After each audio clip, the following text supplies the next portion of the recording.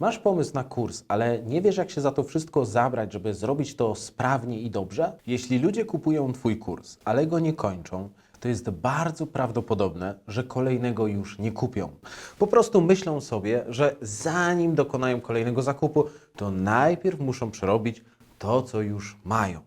Dlatego właśnie nam, twórcom kursów, powinno zależeć na tym, aby uczestnicy przechodzili kursy od początku do końca i to jak najszybciej. Ja nazywam się Kamil Lizurej i razem z eduj.pl przygotowujemy dla Ciebie serię materiałów, która pomoże Ci zarabiać więcej na Twoich kursach online. Przyczyn niekończenia kursów może być mnóstwo, ale na potrzeby tego materiału poczynię kilka założeń. Zakładam, że prezentowana przez Ciebie wiedza jest dobra i rzetelna, a także podana w ciekawy sposób. Narzędzia i metody, których uczysz, są skuteczne, jakość audio i wideo jest na odpowiednim poziomie, w lekcjach sporo się dzieje i nie zabijasz nikogo nudną prezentacją, no i przede wszystkim robisz wszystko, co potrafisz, by nauczyć ludzi tego, czego chcesz ich nauczyć. Zatem co może sprawiać, że ludzie nie kończą Twoich kursów? Powiem Ci za chwilę o 7 elementach, a Ty koniecznie policz, ile z nich realizujesz,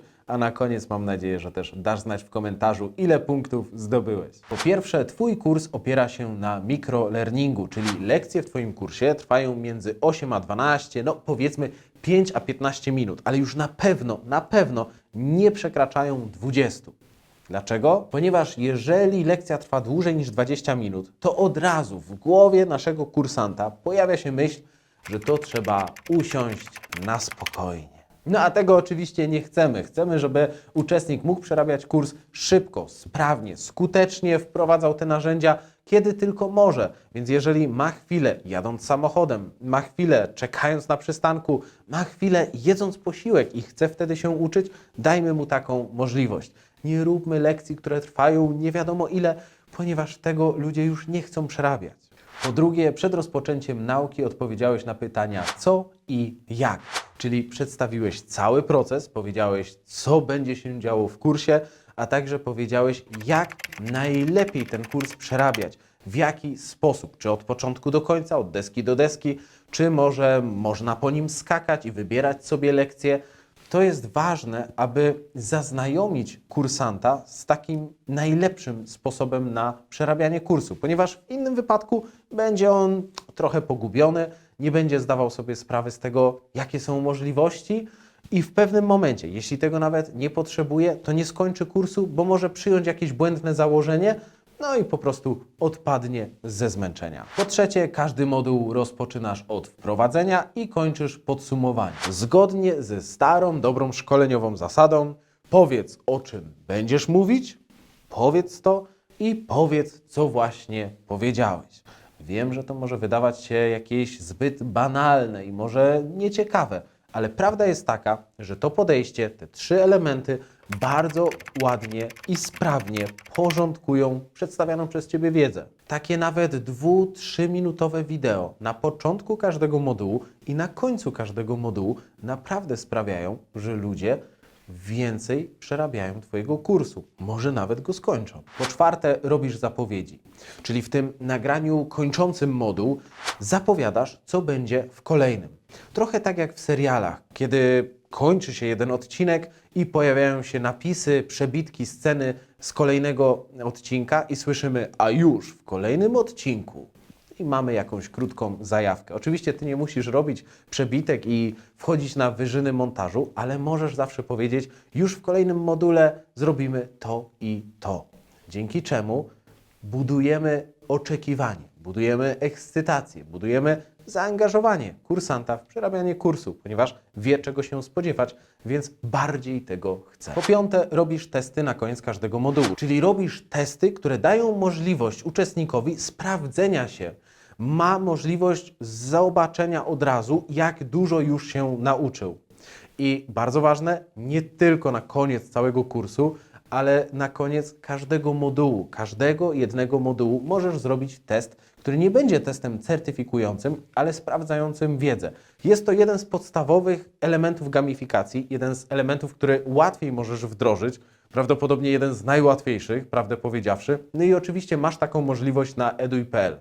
W ogóle więcej o takich smaczkach, które są dostępne na tej platformie, mówiłem w tym nagraniu, do którego serdecznie Cię zachęcam. Do zobaczenia, jeśli jeszcze go nie widziałeś. No a teraz przechodzę do kolejnego kroku. Wzmacniasz uczestników i gratulujesz im postępu. Zgodnie z psychologią motywacji i psychologią behawioralną, aby wzmacniać nawyk, powinniśmy te wzmocnienia robić w sposób nieregularny, czyli zaskakujący.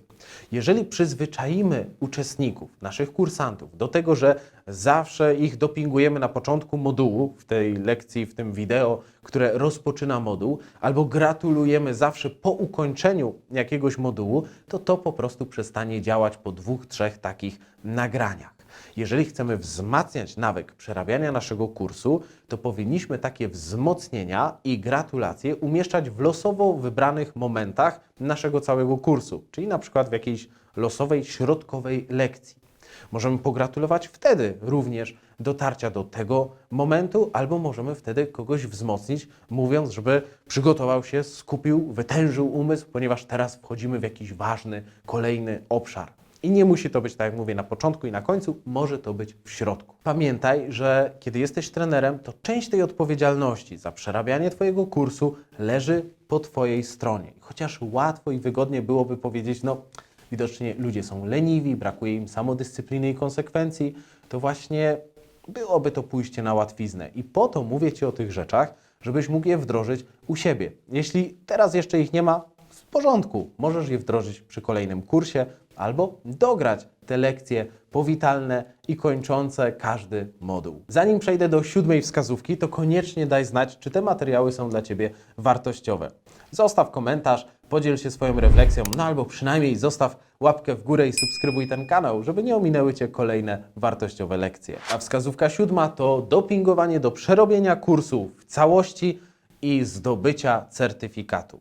Pamiętaj, że platforma eduj.pl daje możliwość zdobycia certyfikatu, kiedy uczestnik przerobi wszystkie lekcje, poprawnie rozwiąże testy, no i zwłaszcza ten test kończący, który uprawnia do pobrania certyfikatu.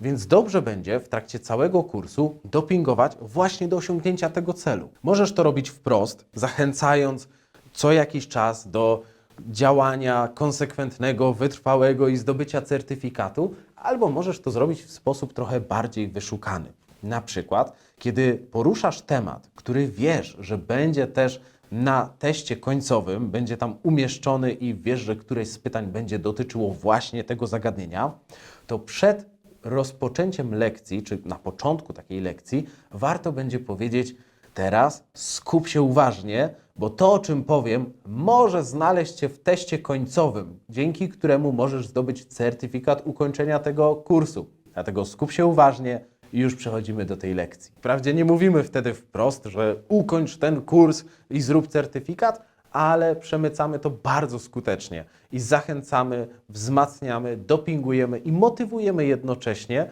czyli mamy tak naprawdę kilka punktów spełnionych, kiedy robimy coś takiego, a jednocześnie robimy tak zwany future pacing, czyli rzutowanie na przyszłość, gdzie mówimy o tym kończącym certyfikacie.